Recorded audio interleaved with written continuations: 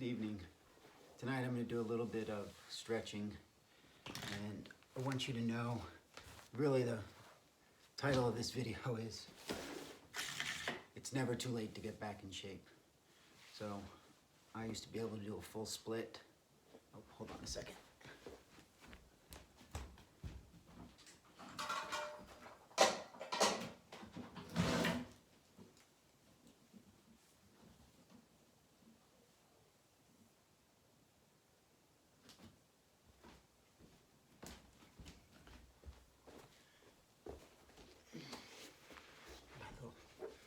Friend Red.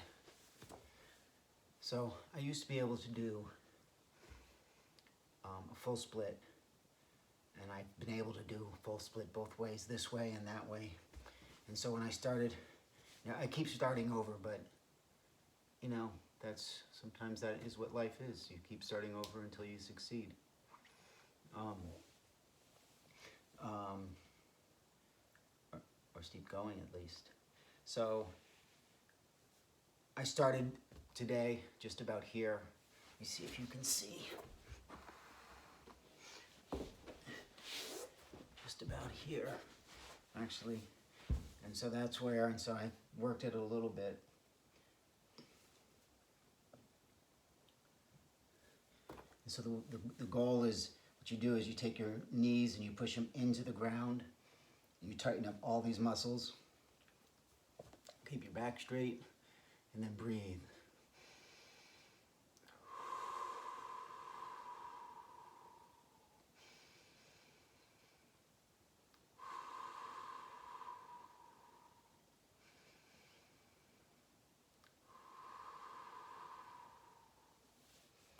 And then slowly start to be able to open up.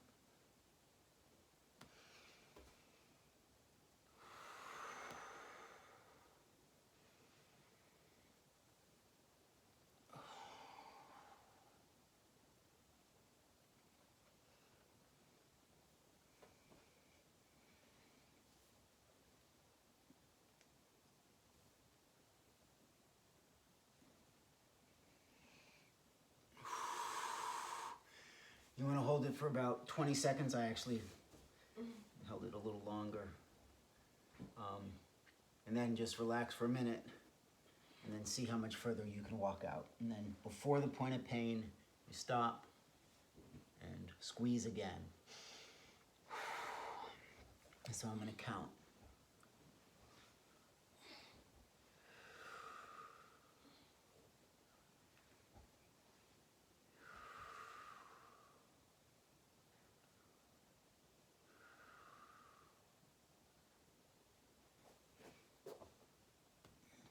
If one side is tighter than the other, squeeze that one a little more. But always make sure you always stretch both sides, no matter which side is tighter or more pain.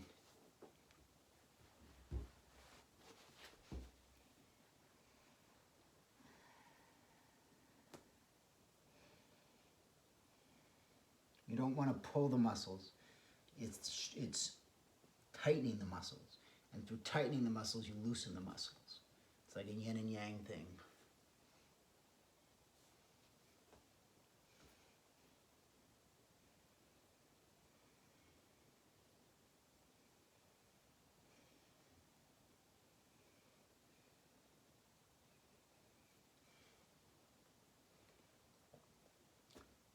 Very friendly animal.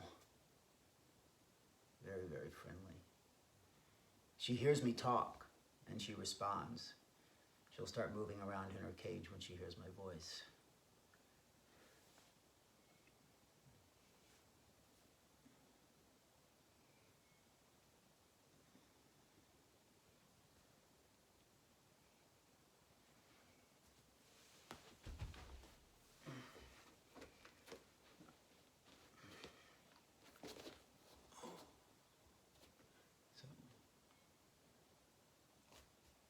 With butterfly, you want to try to push your knees up, and you use your hands to push them down, like this.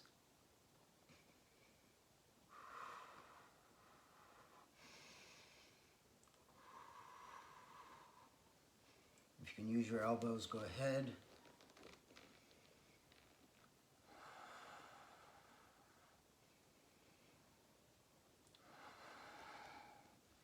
goal here ultimately is to get your knees to the ground and, well, first your nose to your toes and then your chest to your feet.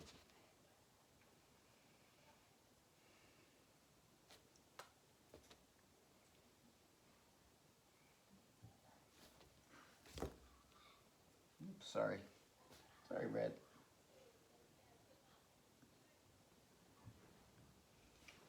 One quick thing, the ancient Egyptians would oftentimes wear, in their headdresses, they would have a snake that would come right out of their forehead like this. That was representative of the third eye. What we're now finding in science is that the pineal gland, what does it have? It has cones and rods? Rods. Yeah, it has both cones and rods, just like an eye. And it actually is an eye. And somehow the ancients knew this. So that means they had enough technology to be able to do enough dissection and to see things small enough to be able to recognize that it was an eye, or to look at it from the other direction, they were able to utilize the eye to understand what the eye was. Either way is a very fascinating perspective. So Red will either usually curl up inside of my shirt to stay warm, or try to slither away, depending on her mood. At the moment, she's in a slithering away mode.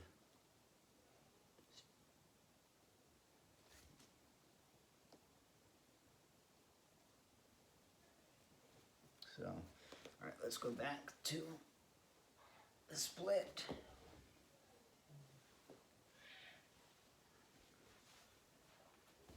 And do a little bit more of this.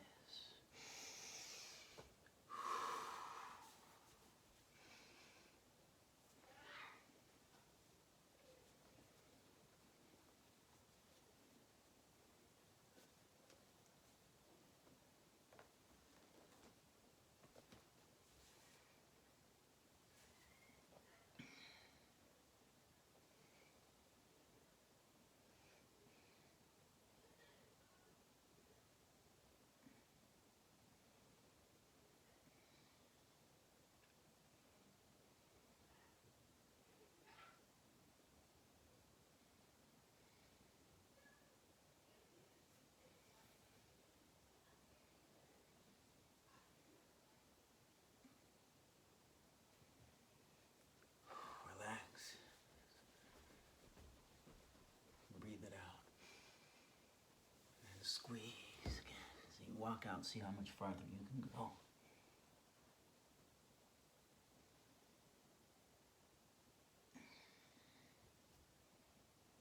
So to be fair, I have gotten flexible again in my lifetime and as an adult. So this is not like really me starting all over. There's a little bit of muscle memory, but no matter where you are, you can loosen your muscles back up. And I would even dare to say that anyone could get into a split if you put the proper time into it and you've got the proper body. I mean, like, outside of, anyway, outside of any handicaps that someone might have.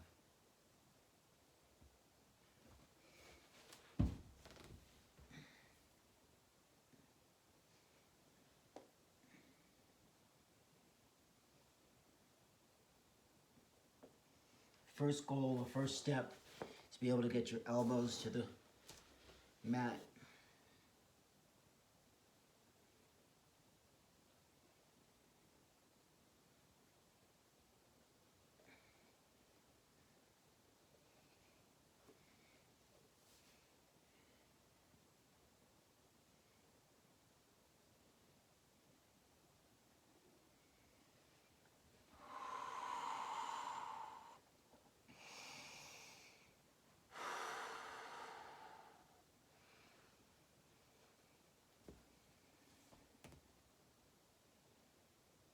Oh, I heard something really fascinating on a great TV show tonight, that snakes can recognize, I think it was earthquakes 7 miles away and 5 days ahead of time.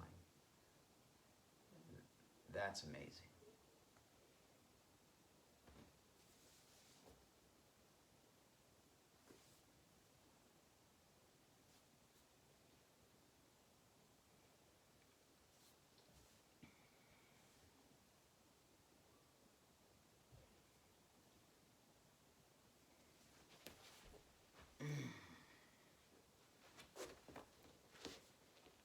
Another thing that's interesting to think about is the core inside of the earth is literally like another sun. And just imagine if either that sun went out, the internal sun, or the sun in the sky, the external sun, went out. I'm sure that would, I can't imagine that there would be an earth anymore if either one of those suns went out. And it's very similar to humans, us. We have a sun inside of us. You know, it's literally, well, some call it the solar plexus. And then of course we have the sun in the sky, or you know, you might consider this connection with heaven, you might call it, or the source, or God. So it's really a literal analogy, I guess. You know, inside of the earth, the sun; outside of the earth, the earth is the sun. I mean, inside of the earth is a sun; outside is a sun, and inside of us we have a sun, and then we're also connected to the source.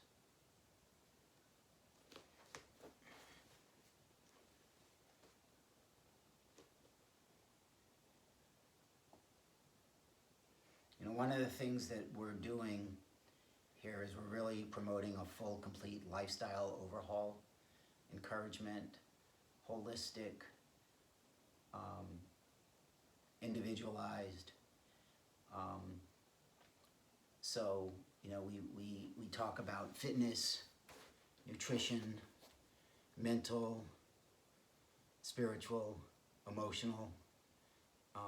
And then one little added piece we add in there is also financial, because it's no good to be healthy and poor or stressed out, you know, running every day, but you're so worried about how to pay your rent, or you have all the money in the world, but you're unhealthy. So, you know, our goal is really to help you have that balance, or what the ancient Egyptians would call ma'at, that balance. What's interesting, balance also, ma'at also means justice. So balance, you know, maybe you want to say balance through justice, or justice through balance.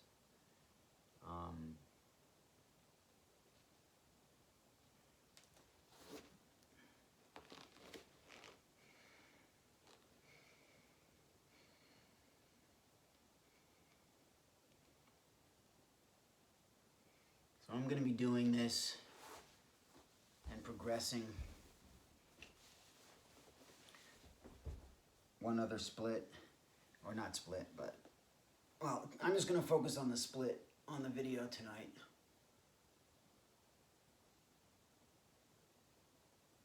Actually, because I feel so tight, I will just do it.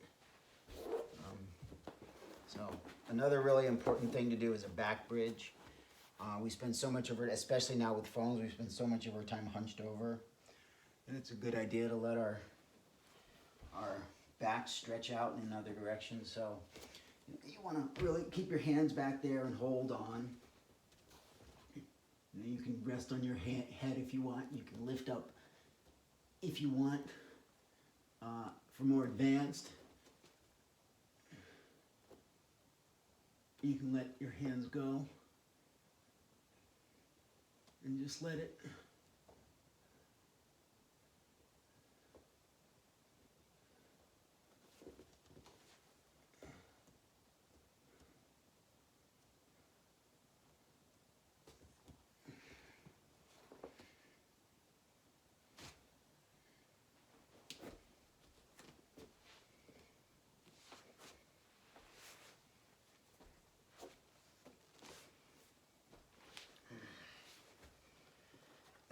after that, oh my gosh, my neck and my back feel so much better. And when you're back there, you want to do that same squeezing of all the muscles, getting them as tight as possible. And then this has always been my weakness. I've never been able to get my head fully down. Well, maybe a couple times, but my head fully down to my knees. So I can touch my toes, which is a start. Some people can't. But either way, the best way to do this stretch, bend your knees. You don't want to stretch and lean over like this. Put your 2 forefingers, grab them around your toe, and then slowly straighten your legs, and then pull on your toes. So, and then tighten all the muscles underneath. So pull on your toes and squeeze and breathe.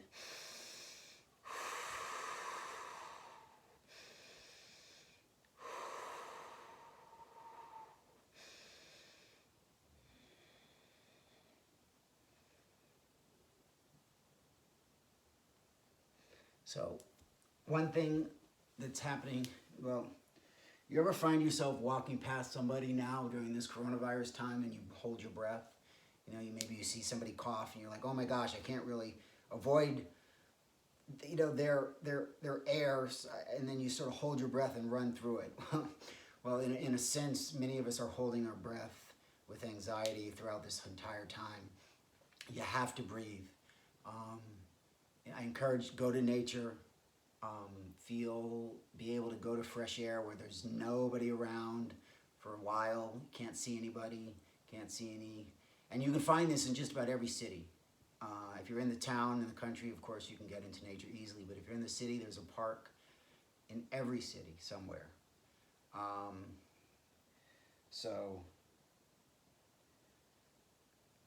And this is important, I reference the Bible sometimes, understanding that the Bible is based on African spiritual beliefs, based on ancient Egyptian mystery schools. It's based also on Sumerian stories out of Sumer, the Enuma Elish, and others. Things like the Egyptian Book of the Dead or the Coming Forth by Day are things where you can directly see stories taken from one place to the other. But anyway, so my point in all saying all that is the Bible is actually a great source of breadcrumbs and hints and information, because what happens is stories get passed down and passed down and passed down and passed down, and sometimes people understand them and sometimes people don't, but they still will tell the story. How many people remember the nursery rhyme, ashes, ashes, they all fall down? Well, I don't remember the details, but that was about some terrible, terrible plague that happened. And, people were dying. And they turned it into a nursery rhyme, and now kids sing the nursery rhyme and have no idea what it's about. That's the kind of the way some of the stories are in the Bible. But anyway, point is, back to breath and breathing. In the Bible it says, and God blew into man the breath of life, and man became a living soul. So there's this connection between the breath, and when you start to get into meditation and they start talking about the breath and deep breathing and different breath types. There's actually something called breath percentages, where you do a meditation and you breathe a certain percentage in, a certain percentage out, certain percentage in, certain percentage out. Something that I will be teaching. But the breath is very, very important. The proper way to breathe.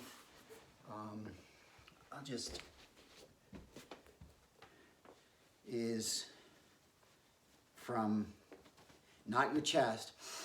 That's the way most of us breathe now. Very shallow breaths. And oftentimes, if you even breathe through your mouth, that's even worse. There's no filter in your mouth. Anything that you're breathing in goes directly in. Your nose at least has no nose hairs. Your nose was designed to breathe in.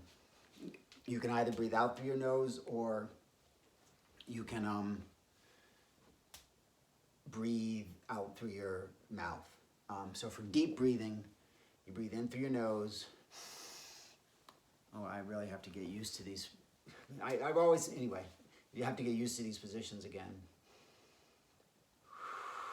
So for now, what we want to do is breathe in through our nose and push our bellies out. I call it pregnant belly.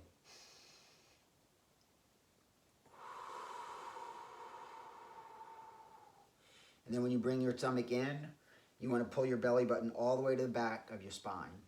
And then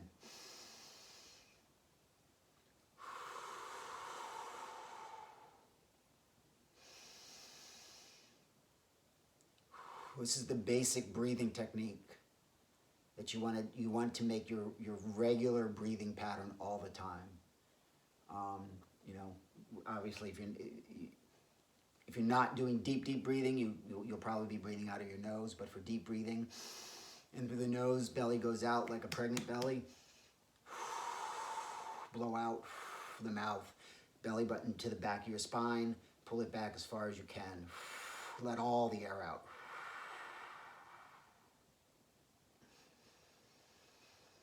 And you do this slowly.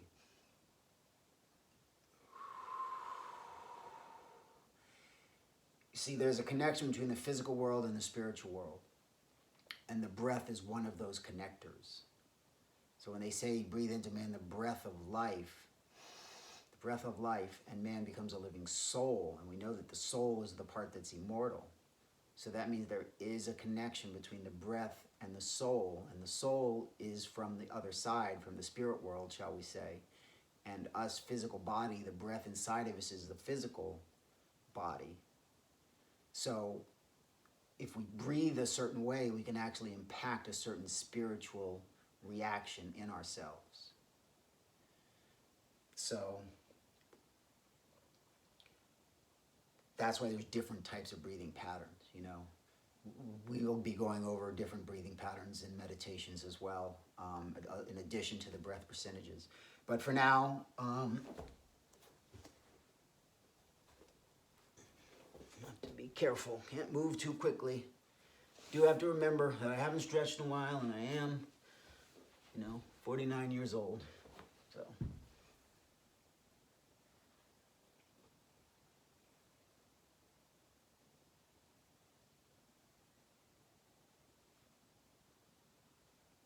It's interesting when I'm looking at this, I've got this round light in front of me behind the camera, trying to get the lighting right, still working on that. But look at that, look what red did. You can see twisting of the snake, which is what the ancient Egyptians used to symbolize the DNA.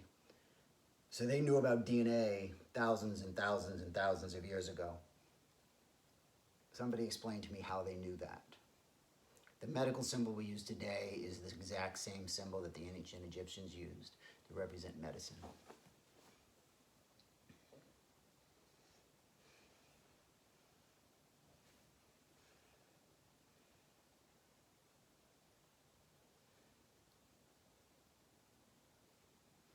You want to go someplace red? Let's see where you go. Let's see.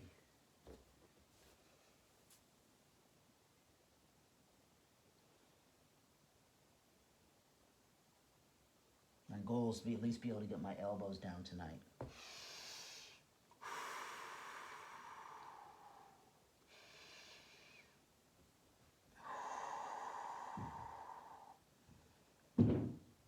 Relax.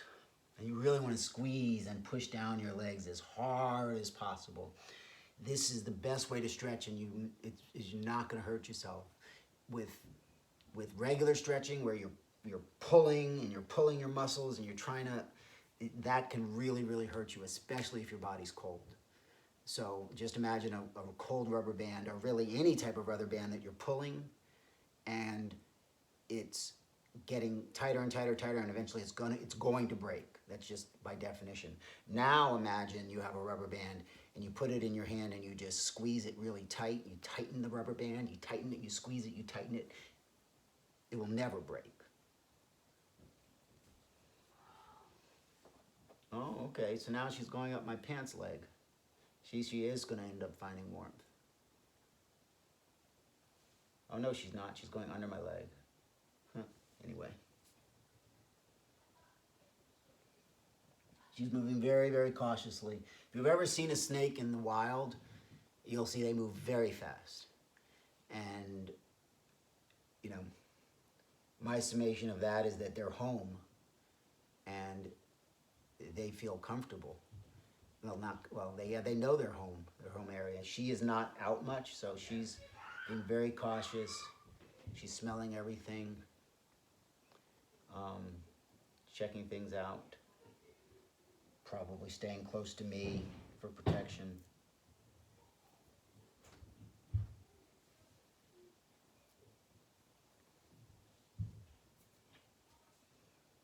Just exploring. Anyway, so that's it. I'm actually going to do one more back bridge. Oh, wow, so she actually did hook herself in my pant leg a little bit. It's amazing how they'll just grab onto things.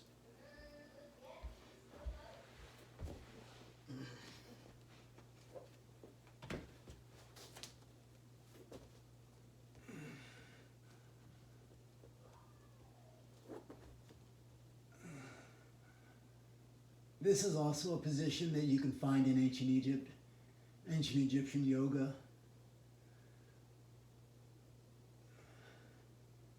Oh, excuse me, I can't remember her name, but she's a sky goddess. And she's up in a position like this.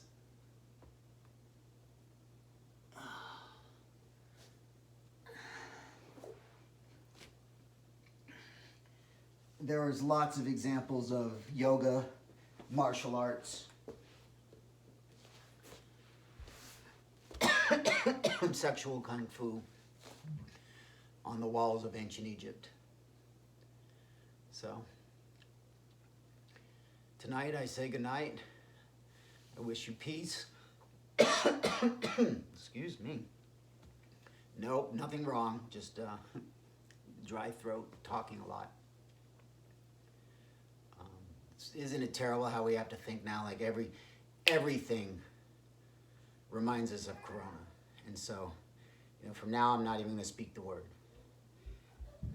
My vibrations need to be positive. So, good night. I wish you peace. Shalom. Assalamu alaikum. Wadu.